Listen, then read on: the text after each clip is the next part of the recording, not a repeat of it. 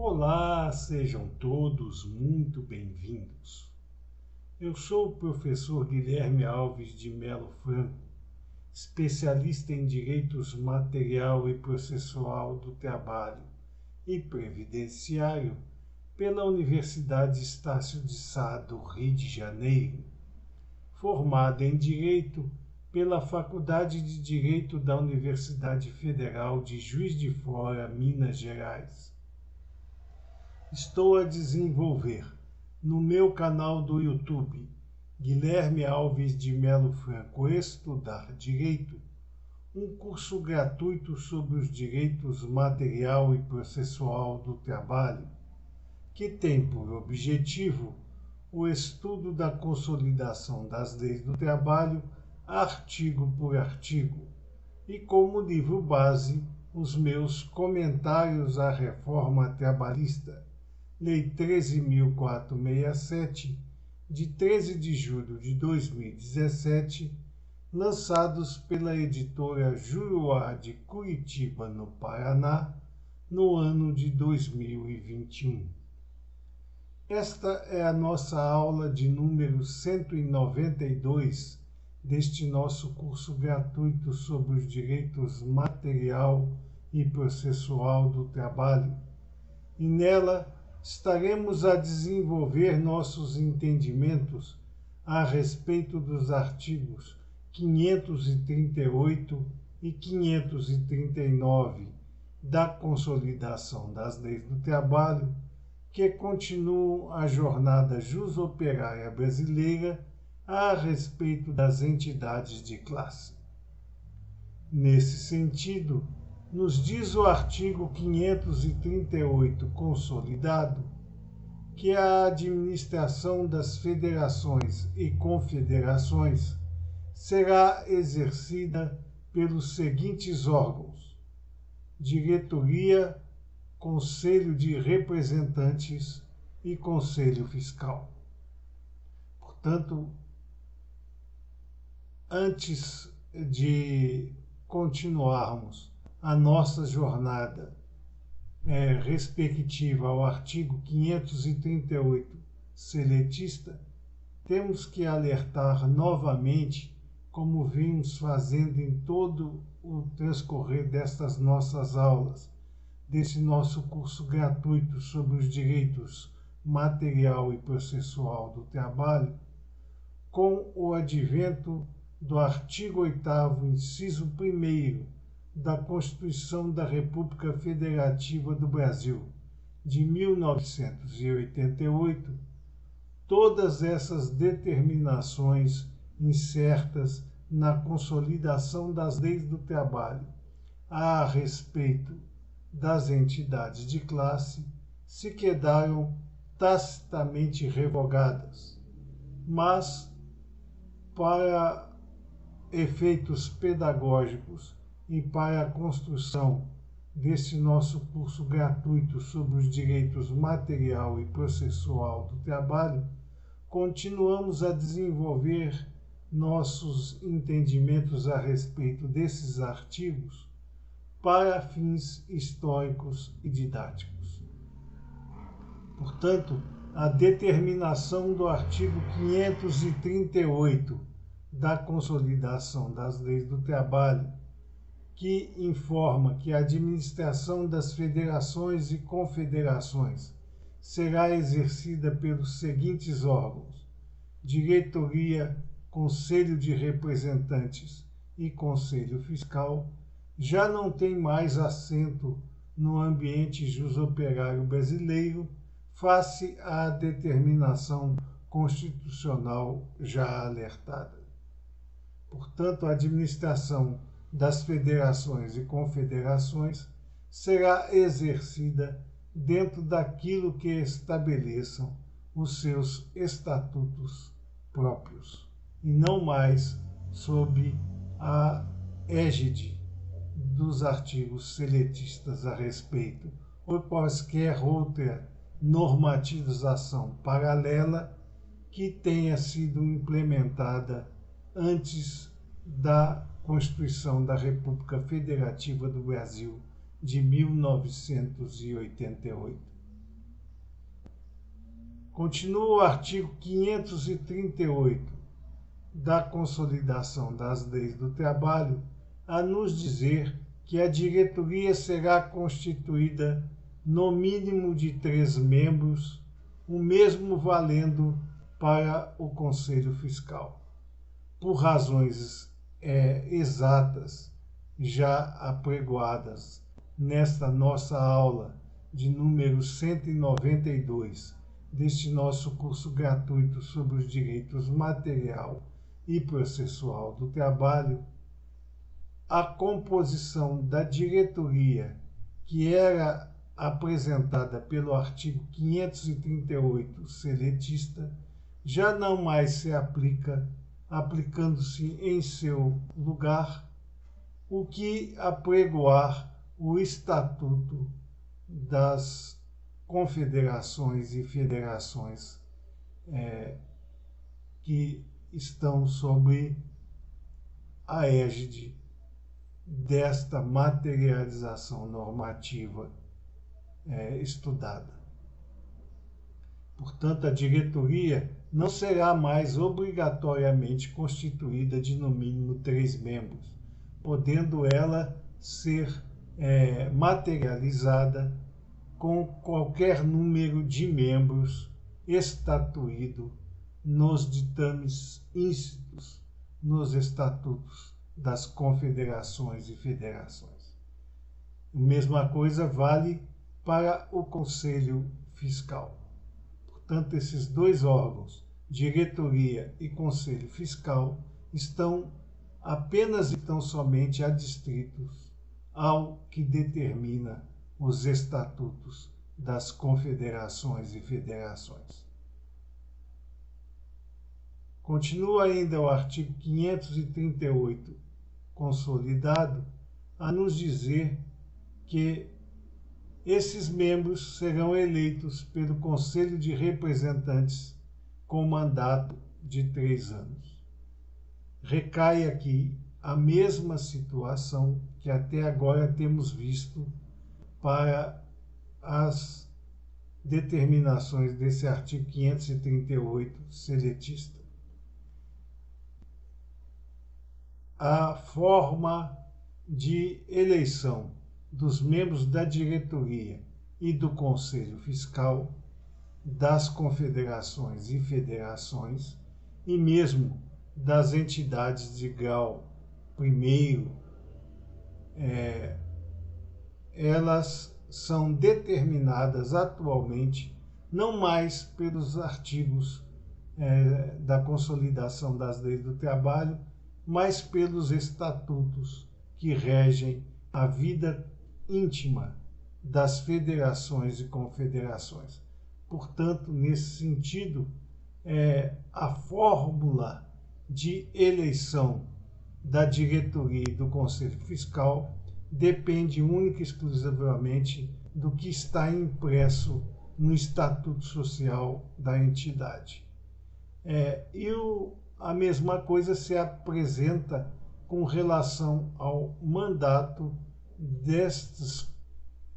organismos, diretoria e Conselho Fiscal, que tem que ser decidido pelo Estatuto das Confederações e Federações. Portanto, esse mandato poderá ser maior ou menor, de acordo com o que está impresso no Estatuto da Confederação ou da Federação. Continua o artigo 538 seletista a nos dizer que só poderão ser eleitos os integrantes dos grupos das federações ou dos planos das confederações, respectivamente. Portanto, no dizer do artigo 538 consolidado,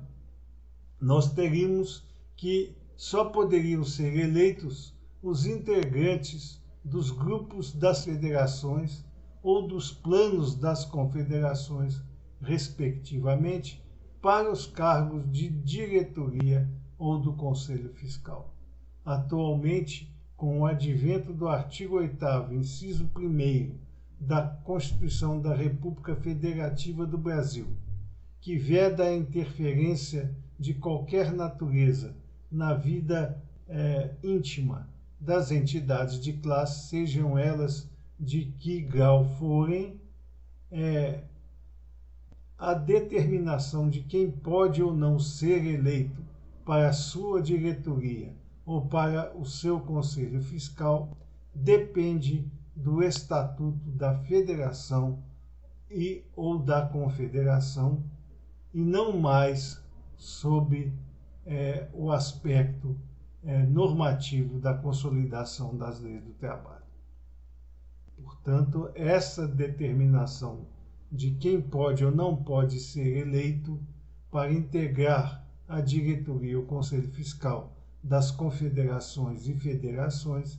pertence ao estatuto de cada uma delas. Continua o artigo 538, seletista, a nos dizer que o presidente da federação ou confederação será escolhido dentre seus membros pela diretoria. Aqui, novamente, temos a incidência precisa do artigo 8º, inciso 1º da Constituição da República Federativa do Brasil, a nos informar que o artigo 538 da Consolidação das Leis do Trabalho não pode mais ser aplicado sob qualquer forma, em face da impossibilidade de haver uma interferência do poder público na vida íntima das entidades de classe. Portanto, o presidente da federação ou confederação será escolhido de acordo com o que dimana dos seus estatutos e não mais dentre seus membros pela diretoria. Diz ainda o artigo 538 da Consolidação das Leis do Trabalho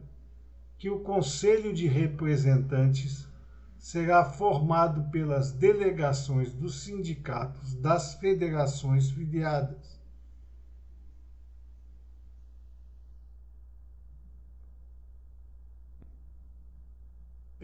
na forma de cada delegação constituído de 2 membros de cada delegação com mandato de 3 anos, cabendo 1 voto a cada delegação. Portanto, o artigo 538 nos dizia que o Conselho de Representantes será formado pelas delegações dos sindicatos das federações filiadas, constituída cada delegação de 2 membros, com mandato de 3 anos, cabendo 1 voto a cada delegação. Então, aqui havia diversas situações. Formação do Conselho de Representantes, que era feito pelas delegações dos sindicatos das federações filiadas. Cada delegação era constituída de 2 membros, com mandato de 3 anos cada um, cabendo 1 voto a cada delegação. Atualmente, com o advento do artigo 8º, inciso 1º da Constituição da República Federativa, a formação do Conselho de Representantes e mesmo a sua própria existência será determinada pelo Estatuto da Confederação específica, podendo ser de livre tramitação essa eleição para o Conselho de Representantes. No mesmo caso, não será formado esse conselho pelas delegações dos sindicatos das federações filiadas, mas sim pelas pessoas em que o Estatuto esteja a informar da possibilidade de serem eleitos pelo Conselho de Representantes. E não mais haverá a constituição de delegações de 2 membros com mandato de 2 anos, cabendo um voto a cada delegação, como estatuía o artigo 538 da Consolidação das Leis do Trabalho. Portanto, hoje é livre a eleição desse Conselho de Representantes e até mesmo a sua existência, que pode ser implementada ou não, de acordo com o que diz o Estatuto da entidade respectiva. Tantas confederações hoje, por força do artigo 8º, inciso 1º da Constituição da República Federativa do Brasil, têm plena liberdade para promover, através do que diz os seus estatutos, a eleição para o Conselho de Representantes, ou mesmo a sua própria existência, que não como já dissemos, por força da não ingerência do poder público sobre a vida íntima das entidades de classe, obrigatória a sua existência. Assim mesmo, a existência das delegações, o direito de voto a cada delegação e o próprio mandato, que era estabelecido pelo artigo 538 de ser de 3 anos, pode ser disposto de maneira completamente diversa pelo Estatuto da Confederação a que se destina esse Conselho de Representantes. Continua o artigo 538, seletista a nos dizer que a competência do Conselho Fiscal é limitada à fiscalização da gestão financeira. Aqui nós temos uma ilação a ser feita, porque normalmente o que acontecia o Conselho Fiscal, como o próprio nome diz, sempre foi voltado à fiscalização da gestão financeira das entidades de classe, sejam elas de que nível forem. Portanto, apregoar-se, como se fez no artigo 538 da Consolidação das Leis do Trabalho, que a competência do Conselho Fiscal seria limitada à fiscalização da gestão financeira, era completamente desnecessário. Todavia, muitos estatutos e muitas composições de diretoria e conselho fiscal das entidades de classe, elas se pautaram nessa informação impressa no artigo 538 seletista. E, portanto, você encontra com muita precisão em quase todos os estatutos das entidades de classe que a competência do Conselho Fiscal será limitada à fiscalização da gestão financeira. Com o advento da Constituição da República Federativa do Brasil de 1988 e a vigência do seu artigo 8º, inciso 1º, a competência do Conselho Fiscal, das confederações, das federações, dos entes sindicais de forma integral, não é mais limitada à fiscalização da gestão financeira, mas sim ao que determina os estatutos de cada entidade. Diz o artigo 539 da Consolidação das Leis do Trabalho que para a constituição e a administração das federações serão observadas, no que for aplicável,